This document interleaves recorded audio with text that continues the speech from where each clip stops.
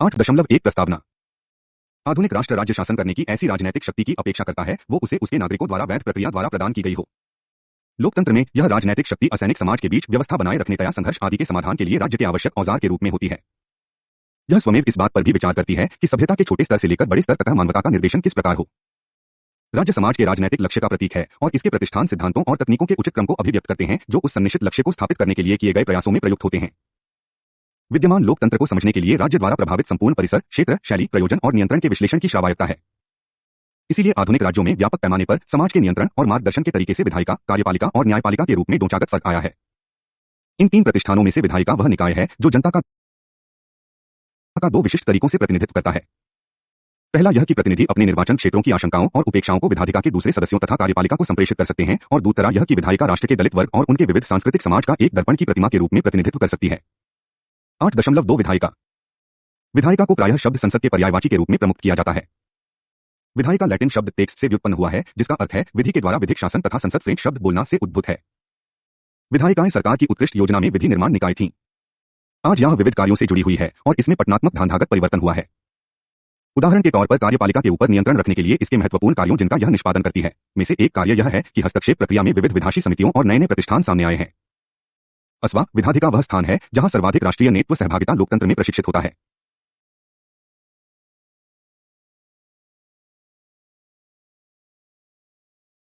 तथापि प्रतियोगिताओं, विचार विमर्शी और रचनात्मक नीतिगत कानून के स्वरूप वाला कयोक्कयन वार्तालाप विधायिकाओं में अवस्थित राजनीतिक प्रक्रियाओं के मूल में बना रहता है। उपनिवेशी काल के बाद की भारतीय विधायिका के लोकतांत्रिक और राजनीतिक विकास की यात्रा 1952 से आरंभ हुई, परंतु भारतीयों के लिए विधायिका की यह उत्तम संस्था अंग्रेजों की देन है। जिन प्रमूल साधनों के द्वारा ब्रिटिश संसद ने प्रजा के ऊपर राजा की शासन शक्ति को उखाड़ फेंका वे एक उत्तरदायी सरकार बने। उपनिवेशी सरकार के दौरान वर्ष 1833 से गवर्नर जनरल काउंसिल के कार्यकारी और विधायी कार्यों के बीच एक धारणागत अंतर रखा गया। इसके बाद भारतीय परिषद अधिनियम 1861 के लागू होने पर विधायी परिषदों को सौंपे गए विधायी कार्यों का शनैः शनैः विस्तार हुआ तथा मूल निवासियों को विधायी तंत्र में उत्तरोत्तर शामिल किया जाने लगा। मॉर्लेमेंटो सुधार 1909 के तहत निर्वाचित गैर सरकारी सदस्यों को केंद्रीय विधायी परिषद और प्रांतीय विधायी परिषद में शामिल करके उनका विस्तार करने की मांग की गई। केंद्रीय विधायी परिषद के लिए निर्वाचन भी लागू किया गया। विधायी परिषद के स्वैच्छिक कार्यों में भी वृद्धि हुई तया पहली बार मुस्लिम समाज के लिए पय मतदान का प्रावधान किया गया। तथापि यह विश्वास बना रहा कि संसदीय राजनीति भारतीय परिस्थितियों के लिए उपयुक्त नहीं थी। भारत के राज्य सचिव लॉर्ड मॉर्ले ने भारतीय परिषद विधेयक पर 17 दिसंबर 1908 को हाउस ऑफ लॉर्ड्स में अपने प्रथम वाचन में कहा, यदि यह विधेयक भारत में संसदीय प्रणाली स्थापित करने का प्रयास कर रहा है, सुधारों के इस अध्याय से भारत में संसदीय प्रणाली प्रत्यक्ष अथवा अप्रत्यक्ष रूप से लागू हो जाएगी, तब मैं इसके लिए कुछ नहीं कर पाऊंगा। तथापि प्रथम विश्व युद्ध की समाप्ति तक प्रतिष्ठापित ब्रिटिश विचारधारा में परिवर्तन आना शुरू हो गया। 1919 के मोंटन-चेम्सफोर्ड सुधारों में विद्यमान प्रणाली में भारी परिवर्तन किए गए। इसमें हस्तांतरण नियमों के माध्यम से प्रांतों में उत्तरदायी सरकार के आगे और सुधार हुए तमा भारतीय विधापिका प्रतिनिधिक और द्विसदस्यीय बनाई गई तथा दोनों सदनों में निर्वाचित बहुमत लागू किया गया। जनैः शनैः स्वशासित प्रतिष्ठानों को विकसित करने जिससे भारत में उत्तरयामी सरकार का उत्तरोत्तर प्रभाव बढ़े के उद्देश्य के बावजूद राजनीतिक संरचना अभी भी एकाकी और केंद्रित थी तथा परिषद में पहले की तरह गवर्नर जनरल राज्य सचिव के माध्यम से ब्रिटिश संसद के प्रति उत्तरदायी बना रहा। भारत सरकार अधिनियम 1935 के लागू होने से एक अन्य प्रमुख सुधार हुआ जिसमें अन्य बातों के साथ साथ संघीय और प्रांतीय स्वायत्तता, केंद्र में द्वितंत्र, केंद्र और प्रांतों के बीच विधायी शक्तियों के बंटवारे का प्रावधान या तथा 6 प्रांतीय विधायिकाएं द्विसदनीय बनाई गई। तथापि केंद्रीय परिषद ने प्रांतों के ऊपर नियंत्रण बनाए रखा तथा पूर्ववत गवर्नर जनरल की सलाहकार भी और इसे विधायिका के प्रति उत्तरदायी नहीं बनाया गया। ब्रिटिश राज सिंहासन और गवर्नर जनरल ने केंद्रीय विधायिका द्वारा पारित विधेयकों को नामंजूर करने की शक्ति अपने पास रखी। गवर्नर जनरल के पास अध्यादेश बनाने की शक्ति, कानून अथवा स्थापित अधिनियम बनाने की स्वतंत्र शक्ति थी।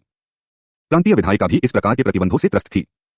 दिसंबर 1946 में जबकि हैरे के अनुसार संवैधानिक स्वसैनिकता के सिद्धांत पर कार्य करने और राज्य सत्ता के ढांचागत प्रबंधन का प्रावधान करने के लिए निर्वाचन सभा बुलाई गई थी, तब यह बिल्कुल स्पष्ट हो गया था कि भारत की अपनी विधायिका होगी। भारत सरकार अधिनियम 1947 द्वारा इसे ब्रिटिश संसद की संप्रभुता और उत्तरदायित्व का उन्मूलन करके आगे और स्पष्ट कर दिया गया कि ब्रिटिश सिंहासन आगे प्राधिकार का रतरोत नहीं रहेगा और निर्वाचन सभा नए संविधान के निर्माण तथा नई विधायिकाओं के गठन होने तक निर्वाचन एवं विधायी द्वैत कार्य करेगी, जैसा कि भारत ने अपने राजनीतिक व्यवस्था के अनुकूल संसदीय सरकार वाले लोकतंत्र एवं विकास की प्रक्रिया का उपक्रम किया था। आठ निर्वाचन सभा ने संविधान के विद्यापी उपबंध बनाए जिससे देश की सामाजिक और राजनीतिक एकता के लिए आधार तैयार हो सके। विभाजन ने इस कार्य को मुश्किल कर दिया। 2.1 संरचना। लोकतंत्रीय प्रणाली के तहत क्रियाशील भारत में विधायिका केंद्रीय, राज्य और स्थानीय विधायिकाओं उनके औपचारिक एवं अनौपचारिक प्रबंधनों का कुल जोड़ है जो अन्य राज्य निकायों और परिवेश के साथ अंतर्गठबंधन और अंतरक्रियाएं करती रहती हैं। केंद्रीय विधायिका जिसे संसद के रूप में जाना जाता है, राष्ट्रपति और 2 सदनों लोकसभा, जनता का सदन एवं अवर सदन और राज्यसभा, राज्य परिषद एवं उच्च सदन से मिलकर बनती है। राज्य विधायिका में कुछ राज्यों में राज्यपाल और 2 सदन विधानसभा और विधान परिषद शामिल होने तथा शेष राज्यों में अनुच्छेद 168 एक सदन विधानसभा होगा। स्थानीय विद्याधिकार ग्राम सभा और नगरपालिका संविधान द्वारा गठित एक स्वशासन का प्रतिष्ठान है। संबद्ध राज्य द्वारा अंतरित की जाने वाली पर्याप्त विधायी शक्तियों प्राप्त करने के लिए 73वें और 74वें संशोधन पर अभी कार्यवाही जारी है। कानून के प्रयोजनार्थ संविधान ने सरकार की मूलभूत संरचना के तौर पर संघीय प्रणाली लागू की है, जिसमें विभिन्न विषयों का केंद्र और राज्य सरकार के बीच 7वीं अनुसूची में बधाचर्चित 3 स्तरों घर नामतः संघ सूची, राज्य सूची और संवर्ती सूची में आवंटन किया गया है। 73वें और 74वें संशोधनों के द्वारा राज्य और स्थानीय निकायों के बीच भी संविधान में 11वीं अनुसूची समाविष्ट करके विषयों के इंटवारे का प्रयास भी किया गया है। विषयों का यह बंटवारा आवश्यक है जिससे सभी उत्तरदायी और जवाबदेह स्तरों पर सूची में दिए गए मुद्दों के दायरे में कानून बनाया जा सके। तथापि संघर्ष की स्थिति में दायरे को समय समय पर परिभाषित किया जाता है। 8.3 केंद्रीय विधायिका संसद, 3.1 राष्ट्रपति। भारत का राष्ट्रपति इंग्लैंड के राज्य सिंहासन की तरह तथा अमेरिका के राष्ट्रपति से भिन्न भारतीय संसद का एक अभिन्न अंग है। तथापि भारत का राष्ट्रपति अपनी शक्ति और परिस्थिति के संदर्भ में इंग्लैंड के राज्य सिंहासन से मेल नहीं खाता, जैसे कतिपय विवेकाधीन शक्ति बनाम कानून और शपथ ग्रहण। संविधान राष्ट्रपति को शासन करने की शक्ति प्रदान करता है, परंतु राष्ट्रपति अपनी शक्तियों सांविधिक सीमाओं के अंतर्गत प्रयोग करता है। उदाहरणार्थ अनुच्छेद 74(1) भारत के राष्ट्रपति द्वारा कार्यकारी शक्तियों मंत्रिपरिषद की सलाह के अनुसार प्रयोग की जाएगी, अथवा अनुच्छेद 53(1) में अपेक्षित है कि राष्ट्रपति को अपनी शक्तियों संविधान के अनुसार प्रयोग करनी चाहिए। राष्ट्रपति राष्ट्र का प्रतिनिधित्व करता है और एकता का प्रतीक है, तया दूसरा भाव यह है कि वह राज्य का प्रमुख है। तथापि राष्ट्रपति के पद से कुछ सवाल खड़े हुए हैं, जैसे वस्तुतः राष्ट्रपति से सही अर्थों में क्या किया जाना अपेक्षित है। संविधान द्वारा प्रदत्त शक्तियों को वह औपचारिक अथवा अनौपचारिक रूप से किस प्रकार प्रयोग कर सकता है। क्या राष्ट्रपति प्रथम नागरिक से कुछ अधिक है अथवा रबड़ की मुहर। रोड़ा का कहना है कि निश्चित रूप से उत्तर के पास तभी राजनीतिक पाबंदियों से स्वतंत्र उसका अपना दिमाग होता है, जिसकी शासकीय निर्णय लेने में सक्रिय भाग लेने के लिए अथवा उसकी प्रतिष्ठा और शक्तियों से संबंधित विद्यमान संविधान के प्रावधानों के बदलने के प्रति कोई इच्छा अथवा महत्वाकांक्षा नहीं होती। तथापि राष्ट्रपति और विभिन्न विधायी प्रतिष्ठानों के बीच तालमेल से संसदीय लोकतंत्र की सफल क्रियाशीलता सामने आई है। उदाहरण के लिए दोनों के बीच कटु संबंध विधायी मुद्दों पर समस्या का सूचक है, जो एक लंबी बहस के लिए विरोधी दल और नागरिक समाज का ध्यान आकर्षित करेगी। ऐसे रिश्ते में राजनीतिक किलेबंदी हो सकती है, जो राष्ट्रपति के भाषण में संसद के अंदर और संसद के बाहर प्रतिवादित होगी। 3.2 लोकसभा। भारत में संसद द्विसदनीय है। अवर सदन लोकसभा अर्थात जनता का सदन है। इसके सदस्य सार्वत्रिक प्रौढ़ मताधिकार के आधार पर चुने जाते हैं। अप्रवासी, पागल, अपराधी और गलत मतदान क्रियाकलापों के लिए अभियुक्त व्यक्तियों को छोड़कर प्रत्येक प्रौढ़ नागरिक 18 वर्ष और उससे ऊपर मतदान का हकदार है। आरक्षित चुनाव क्षेत्र में केवल अनुसूचित जाति और जनजाति के सदस्य ही अपना कार्यालय खोल सकते हैं, परंतु उस चुनाव क्षेत्र में आने वाले सभी प्रौढ़ मतदान कर सकते हैं। 2 नामित स्थान अग्रज भारतीय संप्रदाय के प्रतिनिधित्व में से राष्ट्रपति द्वारा भरे जाते हैं। मतदान प्रणाली के अनुसार एक चुनाव क्षेत्र में एक सदस्य को चुनना होता है। इस व्यवस्था ने ऐसी सरकारों को बनाया है जिनका संसद में भारी बहुमत था, परंतु उन्हें मतदाताओं का बहुमत प्राप्त नहीं था। अंकगणितीय तौर पर परिभाषित स्वैच्छिक लोकतंत्र में समानुपातिक आधार पर आरक्षण व्यवस्था विरोधी दलों के लिए अधिक स्वच्छ और अधिक प्रभाव होगी। कुल मिलाकर संसद संवैधानिक निकाय, जिसे चुनाव आयोग कहते हैं, की सहायता से निष्पक्ष तौर पर चुनी जाती है। यद्यपि व्यक्तिगत सीटें ताकतवर अथवा घूसखोरों द्वारा निर्धारित की जाती है, तथापि भारत में कोई भी आम चुनाव का समग्र परिणाम ऐसा नहीं हुआ जो मतदाताओं की प्राथमिकताओं का उचित प्रतीक न हो। लोकसभा की अधिकतम अवधि 5 वर्ष होती है, यद्यपि व्यापारकाल में उसे एक बार में 1 साल तक अनिश्चित रूप से बढ़ाया जा सकता है। संसद की कोई न्यूनतम अवधि नहीं है। जब संसद भंग हो जाती है और सिरे से चुनाव कराए जाते हैं, क्योंकि सरकार सदन में अपना विश्वास सो चुकी होती है, तब प्रधानमंत्री भी निजी तथा राजनीतिक दल के अधिकतम लाभ के प्रयोजन से बेहतर आम राय प्राप्त करने के लिए नए सिरे से चुनावों की मांग कर सकता है। संविधान के तहत लोकसभा को 1 साल में 2 बार बुलाया जाना अपेक्षित है तथा 2 सत्रों के बीच अधिकतम अनुमेय अवधि 6 महीने से अधिक नहीं हो सकती। विद्यमान प्रथा के अनुसार लोकसभा के प्रायः 1 साल में 3 सत्र होते हैं।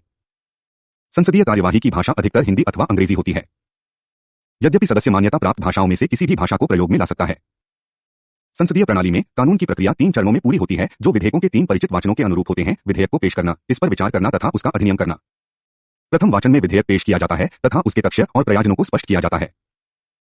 द्वितीय वाचन के बाद विधेयक चयन समिति को भेज दिया जाता है अथवा लोगों की प्रतिक्रिया जानने के लिए परिचालित किया जाता है अथवा उस पर तत्काल विचार किया जाता है। अंतिम स्थिति न के बराबर होती है तथा उसे आवश्यक एवं अविवादित मदों के लिए आरक्षित रखा जाता है। द्वितीय स्थिति प्रायः अधिकांशतः होती है। चयन समिति उसे या तो एक मत से अथवा बहुमत की सिफारिश के साथ अथवा असहमति के संक्षिप्त टिप्पणी के साथ वापस भेज देती है। तत्पश्चात विधेयक के प्रत्येक उपरांड पर एक-एक करके सदस्यों के साथ विचार विमर्श होता है, जिससे उसमें उपयुक्त संशोधन किया जा सके। एक बार जब सभी उपसंडों पर चर्चा हो जाती है, तब विधेयक प्रस्तुतिकरण के चरण को पार कर जाता है और तीसरे और अंतिम वाचन के लिए सूचीबद्ध कर दिया जाता है, जो वस्तुतः संशोधनों के लिए होता है तथा तत्पश्चात विधेयक पर मतदान कराया जाता है। यदि अध्यक्ष उसका पारित होने की पुष्टि कर देता है, तो विधेयक को दूसरे सदन में भेज दिया जाता है, जहां संपूर्ण प्रक्रिया की पुनरावृत्ति होती है। जब संसद के दोनों सदन विधेयक का समान स्वरूप पारित कर देते हैं, तो यह राष्ट्रपति को उसके अनुमोदनार्थ भेजा जाता है और उसकी सहमति मिलने पर यह कानून बन जाता है। सरकार की सक्रिय और दैनिक कार्यवाही मंत्रिपरिषद और उसकी संसदीय कार्यों की समिति द्वारा उसके मुख्य सचेतक की अध्यक्षता में तय की जाती है। संसद का प्रत्येक सत्र राष्ट्रपति के अभिभाषण के साथ आरंभ होता है। लोकसभा की बैठक के लिए न्यूनतम सदस्यों की संख्या कुल सदस्यों का 10वां हिस्सा है। लोकसभा वस्तुतः संसदीय व्यवस्था में मौलिक रूप से अन्य विधानसभाओं की तरह होती है, तथापि इसका संदर्भ बिल्कुल भिन्न हो सकता है, जो अपने अपूर्व सामाजिक राजनीतिक परिवेश को प्रतिबिंबित करेगा। सदन का संचालन अध्यक्ष के हाथों में होता है, जो सदस्यों की पहचान करता है, व्यवस्था बनाए रखता है और वे प्रस्तुत मुद्दे पर मतदान नहीं करता है, परंतु किसी प्रस्ताव के अनिश्चित होने की स्थिति में वह अपना निर्णायक मत डाल सकता है। अध्ययन शासक दल द्वारा चुना जाता है तथा इसका औपचारिक चुनाव सदन द्वारा किया जाता है, तथापि उससे अपेक्षा की जाती है कि वह संसदीय कार्यवाही को समुचित और निरपेक्ष रूप से आगे बढ़ाए। संसद अनुच्छेद 368 के अधीन संविधान का संशोधन करने के लिए केंद्रीय फोरम है। क्या आवधिक शक्तियों में है जिन्हें संसद अपनी कार्यवाही चलाने हेतु नियम बनाने के लिए अनुमति करती है। विधायी शक्ति संसद का प्राधिकार होती है और देश का शासन चलाने के लिए कानूनों के अधिनियमन में उसकी भूमिका निभाती है। संसद तकनीकी रूप से वह विधायिका संख्या है जो देश के कानून और जनता के प्राधिकार तथा राज्य के प्रमुख की सहमति का अधिनियम करती है। वास्तविकता यह है कि विधायी कार्यसूची सरकार द्वारा विनियंत्रित होती है, तया उसका कठोर दलीय अनुशासन की सहायता से राष्ट्रपति द्वारा पक्षांकन किया जाता है। संसद की वित्तीय शक्तियां इसे धन जितना वह उचित समझे का संग्रहण और साठ करने की शक्ति प्रदान करती हैं, जिसमें वार्षिक बजट पर चर्चा करना और उसका अनुमोदन शामिल है। कर लगाने तथा समेकित निधि से धन खर्च करने का प्राधिकार मात्र संसद को है। औपचारिक रूप से सरकार की लगाम इस अर्थ में संसद के हाथों में होती है कि मंत्रिपरिषद को लोकसभा का विश्वास प्राप्त करना आवश्यक है और वह सामूहिक रूप से संसद के प्रति उत्तरदायी है। विधायी शक्तियों के तहत संसद अंततः भारतीय संघ में किसी राज्य को मिलाने अथवा नया राज्य बनाने, किसी संघ राज्य क्षेत्र के लिए उच्च न्यायालय बनाने और किसी उच्च न्यायालय का अधिकार क्षेत्र बढ़ाने अथवा उसे कम करने, राज्यसभा अवर सदन की सहमति से किसी राज्य के लिए विधायी परिषद का सृजन करने अथवा उसे समाप्त करने के लिए कानून बना सकती है। 3.3 राज्यसभा अथवा राज्य परिषद भारत की द्विसदनीय संसद का उच्च सदन है। भारतीय संघ के लिए द्विसदनीय विधायिका 3 कारणों से विनिर्दिष्ट होती है। प्रयम राज्यसभा, जैसा कि उसके नाम से अभिप्रेत है, संघीय राज्यतंत्र में राज्य के अधिकारों का प्रतिनिधित्व करने और उनके संरक्षण के लिए एक प्रकोष्ठ था। अतः राष्ट्रपति के चुनाव के लिए मतदान व्यवस्था में राज्यसभा की भूमिका और परिस्थिति वही होती है जो लोकसभा की। राज्य विधानसभाओं के सदस्य अपने राज्यों के लिए समानुपातिक प्रतिनिधित्व व्यवस्था के तहत राज्यसभा के प्रतिनिधियों का चुनाव करते हैं। राज्यसभा की सांविधिक स्थिति की अमेरिकी सीनेट की शक्ति, कार्यों और प्रतिष्ठा की विशेष रूप से उस स्थिति में तुलना नहीं की जा सकती जब मात्र राज्य के अधिकार सन्निहित हों। संसद के दोनों सदनों के बीच अवरोध की स्थिति में, उदाहरण के लिए बदी विधेयक पर चर्चा वास्तविक संतोषजनक निर्णय पर पहुंचने में विफल हो जाए, तब राष्ट्रपति दोनों सदनों की एक संयुक्त बैठक बुला सकता है। इसके निर्णय केवल बहुमत के आधार पर होते हैं। चूंकि संयुक्त बैठक में लोकसभा के सदस्य उसे प्रतिद्वंदी राज्यसभा के सदस्यों के मुकाबले 21 के अनुपात में होते हैं, अतः आमतौर पर राज्यसभा को पराजित हुआ माना जाता है। द्विसदनीय विधायिका स्थापित करने का दूसरा प्रयोजन विधेयक को लोकसभा द्वारा पारित किए जाने के बाद उस पर द्वितीय मतया अधिक बुद्धिमत्तापूर्ण सहमति के लिए संस्थागत अक्सर मुहैया कराना था। यह व्यापक रूप से दोनों सदनों में दलीय स्थिति पर निर्भर करता है। कांग्रेस पार्टी के आधिपत्य की अवधि के दौरान समालोचक के रूप में राज्यसभा की भूमिका प्रमुखतः कपोल कल्पना प्रतीत हुई थी। भारतीय शासन पद्धति में राज्यसभा का तीसरा कार्य उस परिस्थिति में विधेयक को संसद में प्रस्तुत करना है जब लोकसभा सत्र में न हो। विधेयक पर अधिकांश संसदीय बहस और कार्य लोकसभा को पुनः बुलाए जाने तक पूरे किए जा सकते हैं। संविधान के कतिपय विशिष्ट संघीय स्वरूप के संबंध में राज्यसभा को राज्याधिकारों के संरक्षण के रूप उसे संशोधित करने की प्रमुख भूमिका दी गई है। उदाहरण के लिए स्वयं राज्यसभा की शक्तियों भी उच्च सदन के 2/3 बहुमत की सहमति से बदली जा सकती है। सिद्धांततः सदन में ऐसे मटक और निपुण कार्मिकों को शामिल करने के उपायों का प्रावधान है जो राजनीतिक चुनाव की अनिश्चित मुश्किलों का मुकाबला करने को तैयार नहीं है। उन्हें राज्यसभा के लिए नियुक्त किया जा सकता है और चुनावों की कोलाहल में फंसाने की बजाय सीधे मंत्रिमंडल में शामिल कर लिया जाता है। 3.4 समितियां लोकसभा संसदीय समितियों की सहायता से कार्य करती है। समितियों का गठन सदन में संबद्ध दलीय स्थिति के मद्देनजर अध्यक्ष तथा प्रमुख सचेतक द्वारा अवधारित किया जाता है। अनुचित कार्यकारी प्रभाव को रोकने के लिए ऐसे किसी मंत्री को उस समिति के विचार विमर्श में भाग देने की अनुमति नहीं दी जाती जिसके प्रभार में समिति के विचाराधीन विधेयक है।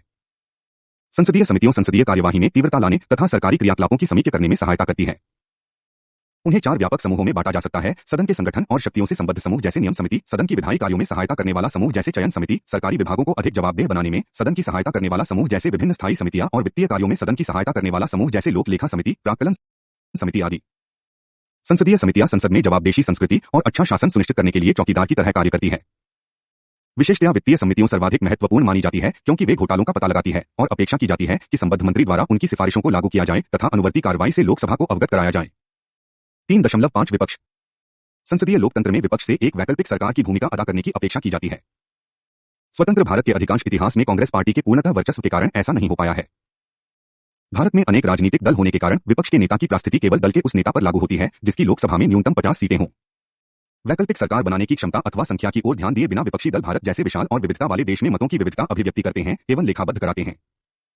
विपक्ष सरकार को उसके राजनीतिक अस्तित्व से अवगत कराता रहता है।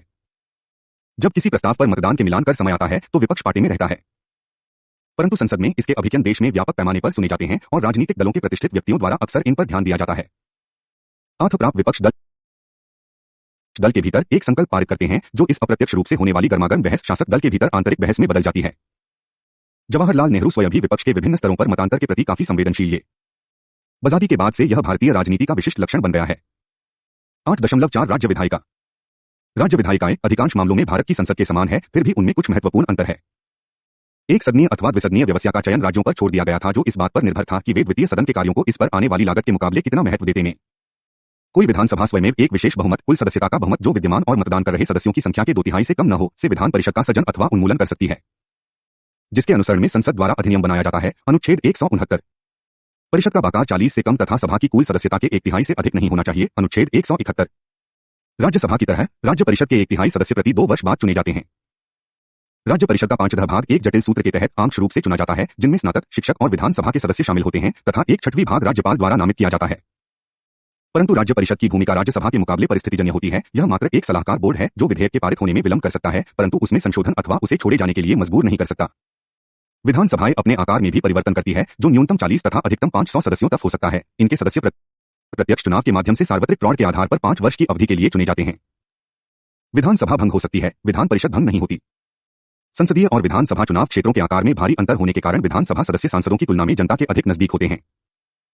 तदनुसार विधानसभा सदस्य अधिक महत्वपूर्ण राजनीतिक कार्य करता है। 8.5 संसदीय प्रभुसत्ता। राजनीतिक सिद्धांत के रूप में संप्रभुता इस धारणा की प्रतीक है कि शासन की प्रत्येक व्यवस्था में अंतिम निर्णय के लिए कुछ निरपेक्ष शक्ति होनी चाहिए। इस तरह का निर्णय करने वाला व्यक्ति अथवा निकाय विधिक तौर पर निर्णय लेने और उस निर्णय को व्यावहारिक तौर पर लागू करने के लिए सक्षम होना चाहिए। इस धारणा में परिप्रेक्ष्यात्मक और विवरणात्मक घटक सन्निहित है। इस स्थिति जैसा इसे होना चाहिए कि प्रतिकूल वास्तविकता यह है कि बहुत से राज्यों में संप्रभुता की धारणा में अभिव्यक्त आदेश की एकता, स्पष्टता या प्रभावकारिता नहीं होती। भारत में सरकार और न्यायपालिका के बीच इस बात पर संघर्ष बना रहता है कि संसद किस सीमा तक संविधान में संशोधन कर सकती है। गोरखनाथ मामले में 1967 न्यायालय ने 6.5 के बहुमत से नियम बनाया कि संसद मौलिक अधिकारों में संशोधन के लिए सक्षम नहीं है, क्योंकि ये अधिकार और थे मदमती संविधान संशोधन की शक्ति विधायी शक्ति है, अनुच्छेद 245, और इस प्रकार संविधान संशोधन अनुच्छेद 13(2) के दायरे में एक कानून बन जाता है। तथापि 1971 में 24वें संशोधन अधिनियम के द्वारा संसद ने संविधान संशोधन अधिनियम बनाकर इसकी संप्रभुता को बरकरार रखने की मांग की, जिसे इस आधार पर न्यायिक समीक्षा से छूट प्राप्त होगी कि यह मौलिक अधिकारों को हटाती है अथवा उन्हें प्रभावित करती है। अनुच्छेद 368 के अनुसार पारित संविधान संशोधन अनुच्छेद 13 के संदर्भ में कानून नहीं होगा। 25वें संविधान संशोधन अधिनियम ने संसद को उस स्थिति में मौलिक अधिकारों के उल्लंघन की शक्ति प्रदान की यदि यह उल्लंघन राज्य नीति के दिशानिर्देश सिद्धांतों को लागू करने के लिए किया जाए।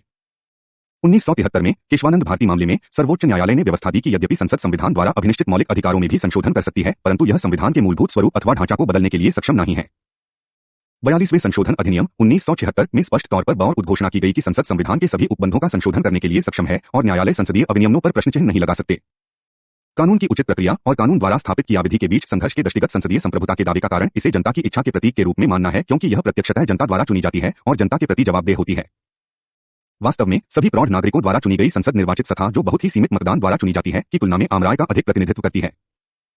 तथापि न्यायालय वर्षों से विवादात्मक निर्णय देते आ रहे हैं तथा न्यायिक निर्णयों की असमानता से संवैधानिक भ्रम की स्थिति पैदा हुई।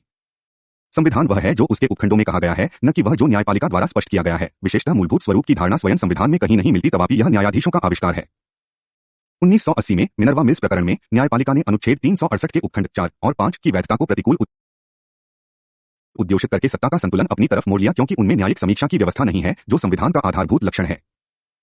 तथापि इस बात पर जोर देना कि संविधान को न्यायिकता के बिना संसद की इच्छा पर संशोधित किया जा सकता है, संविधान प्रधानमंत्री की निजी निधि बनकर रह जाएगा। 8.6 संसद की कार्यवाही एक समीक्षा। स्वतंत्र भारत की संसद तकनीकी रूप से 26 जनवरी 1950 को आरंभ हुई, परंतु लोकतांत्रिक रूप से यह मात्र 1952 में बीबंद हुई। उस समय लोकसभा अत्यधिक सुसज्जित थी। इसके अधिकांश सदस्य शहरी तथा विधिक पृष्ठभूमि वाले थे। कानून को सामाजिक आर्थिक अभियंत्रण के मुख्य उपस्कर के रूप में अपनाया गया था, जिसने प्रथम लोकसभा की बैठकों के कुल समय का लगभग 50% समय लिया। सदन संसदीय संस्थानों और क्रियाविधियों का एक मजबूत आधार बनाने के लिए स्वस्य परंपराओं को प्रतिष्ठित करते हुए अपने सृजनात्मक दौर में था। द्वितीय लोकसभा 1957 से 62 को भारतीय संसदीय लोकतंत्र के इतिहास में शायद स्वर्णिम अवधि के रूप में जाना जा सकता है। संसद ने बड़े पैमाने पर विधायी उपायों का अधिनियमन किया। पारित किए गए विधेयकों में से 4 विधेयकों ने संविधान संशोधन किया। एक संशोधन में गोवा को भारतीय संघ में मिलना शामिल है। 2 गैर सरकारी सदस्यों के विधेयक भी संविधि पुस्तक में शामिल किए गए तथा दहेज निरोधक विधेयक पर अवरोध को दूर करने के लिए दोनों सदनों की संयुक्त बैठक बुलाई गई। मुंडा कांड में प्रशासनिक जवाबदेही सुनिश्चित करने के लिए प्रश्नकाल के महत्व का विशेष उल्लेख किया गया। नेहरू की टिप्पणी की प्रत्येक बात पर विचार करके हमने अपेक्षाकृत अच्छा किया है, और आज विश्व स्थिति पर विचार करके जब हम हर दूसरे दिन विभिन्न देशों में बलात् सत्ता परिवर्तन के बारे में कहते हैं, तो यह आश्चर्यजनक लगता है कि हम अपने सामान्य तरीके से आगे बढ़ रहे हैं। 3 लोकसभा 1962 से 67 ने कृषि विशेषज्ञों को उन वकीलों का स्थान लेते हुए देखा जिन्होंने प्रथम और द्वितीय लोकसभा में विशालतम समूह का गठन किया था। सदन के गठन में महत्वपूर्ण परिवर्तन आने से विपक्षी सदस्य सामान्यतः अधिक सक्रिय थे। कोषागार बंधुओं ने निर्ममतापूर्वक आलोचना की, प्रामाणिक संदेशों को व्यक्त किया और कभी-कभी सरकारी प्रस्तावों का भी विरोध किया। महिला सदस्य भी प्रथम लोकसभा में 22 तथा द्वितीय लोकसभा में 27 से बढ़कर 34 हो गए। सबसे रोचक विकास यह या कि सदन का प्रमुख कार्य विधि निर्माण करना नहीं रहा। चौथी लोकसभा 1967 से 70 के दौरान भारत में राजनीतिक और संसदीय पटल पर सबसे महत्वपूर्ण विकासों में दल बदल और कांग्रेस पार्टी के दल विघटन की घटनाएं भी, जिससे कांग्रेस पार्टी की अपनी अविवादित अभिमानी स्थिति समाप्त हो गई और गैर कांग्रेसवाद विपक्षी दलों के एकजुट होने तथा तदनुसार उनके कार्यक्रम के रूप में प्रकट हुआ। इंदिरा गांधी और कांग्रेस सिंडिकेट के बीच संघर्ष वी गिरी को इंदिरा गांधी का समर्थन और उसका राष्ट्रपति के रूप में चुनाव पेटना बनाम अनुशासन का विवाद गांधी शताब्दी वर्ष 1969 में कांग्रेस का विभाजन वित्त मंत्रालय से मोरारजी देसाई का निष्कासन तथा प्रमुख बैंकों का राष्ट्रीयकरण इन सब बातों का लोकसभा की कार्यप्रणाली पर प्रभाव पड़ा। दल बदल की घटना इस अवधि के लक्षण ये।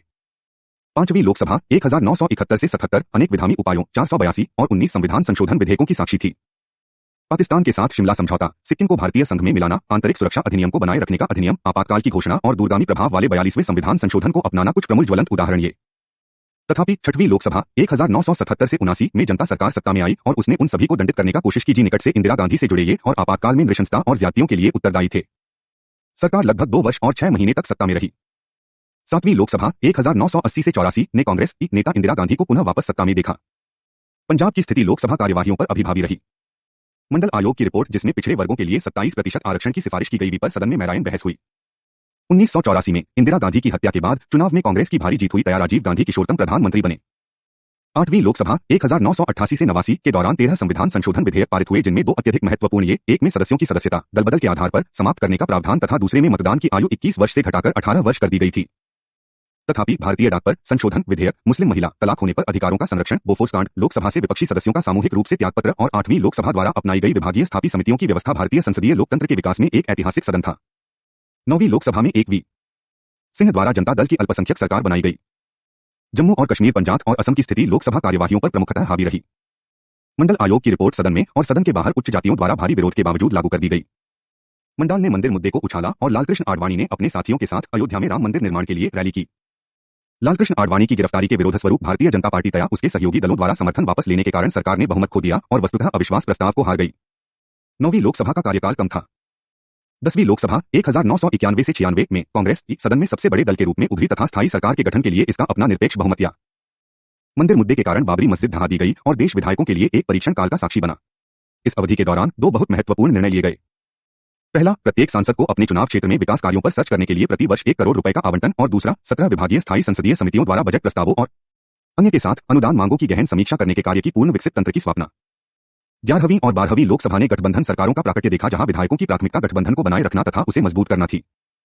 विविध रुचियों और उद्देश्यों को समायोजित किया गया। गठबंधन अथवा अन्यथा स्वरूप की बहुसंस्कृति वाली संसद में विकास, आधुनिकीकरण और धर्मनिरपेक्षता के लक्ष्यों की तरफ रचनात्मक तौर पर आगे बढ़ने की क्षमता है। तथापि यह देसाने की आवश्यकता है कि किस प्रकार से विधायी अनदेखी विकास का रस मोड़ देती है और जनता की उभरती हुई उम्मीदों को पूरा करने के लिए यह रूप परिवर्तन करती है।